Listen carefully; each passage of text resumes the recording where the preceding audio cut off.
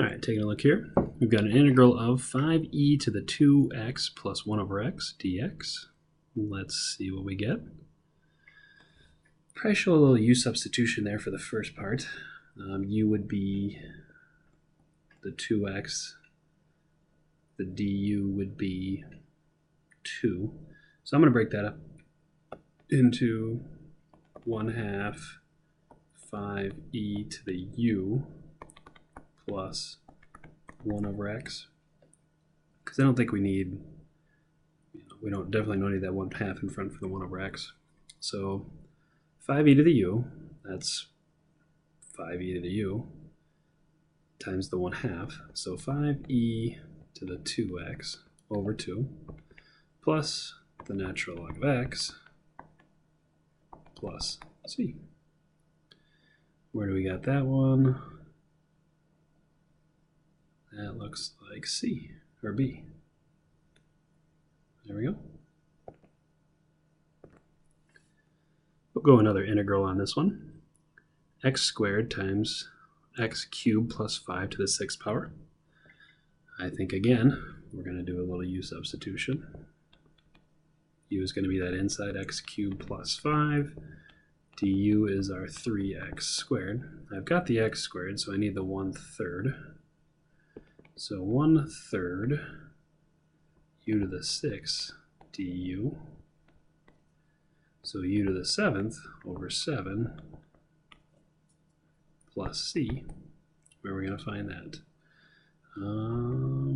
X cubed plus 5 to the 7 over 21 plus c. Looks like that's going to be right there. The only one with the 21. All right, I like this one here. We've got our slope field for the differential equation dy dx is equal to y squared, parenthesis 4 minus y squared. If y equals g of x is a solution to the differential equation with the initial condition g of -2 equals -1, then the limit as x goes to infinity of g of x is. All right, so what are we looking for here? Well, we've got an initial condition. So this is kind of what we practice in class. We go to the point -2, -1. And if I've got -3, I can find -2, -1 has got to be right about there. But that's really not that important. But we've practiced sketching those, through. So what's that going to look like? And we're really only concerned at positive infinity. So if I just kind of hit these tangent lines, I'm not going to cross 0 because I don't have any slopes there. So I'm getting really steep here. And in my mind, the only limit at infinity is going to be that asymptote at 0. I think that'd be the way I would approach this problem. All right.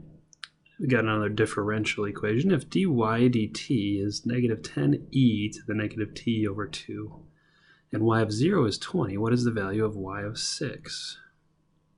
All right. So I think we do need to solve this differential.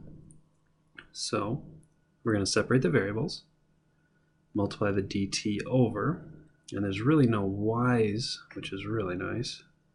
So let's go ahead and look at that.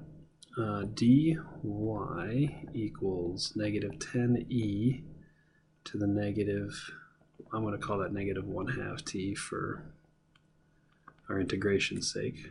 So now I just have to integrate. And really I could do a nice little u substitution here, or I could just realize the chain rule would bring a -1/2. So to undo that I need a -2. Other than that, the integral of e to the -1, I mean, that's going to be the exact same thing. So -2, -10, e to the -1/2 t. That's my integral, actually, plus c. And I've got my y. Clean that up just a little bit. Y equals 20e to the -1/2 t plus c. We can find our c with our initial condition. If I put in a 0 for t, We get it as a 1 there times 20 equals 20. So 20 equals 20 plus c. So c equals 0. That's convenient. So y of 6, y equals 20 e to the negative 3. And there it is. Sweet. Not that bad. We got that one, I hope. And in this one here, we've got a function given by f of x equals x minus 4, 2x minus 3 over x minus 1 squared. And it's got a horizontal asymptote to the graph. So we think back to pre-calc. How do we find horizontal asymptote? And that was our degree conversation. And if the degrees match, and in this case they would, I would multiply x times 2x and I'd get 2x squared. And I'd do all my multiplication in there and I would get x squared. So the degrees do match. Then we just look for the coefficient. 2 over 1 gives me an asymptote of 2. 5 for 5.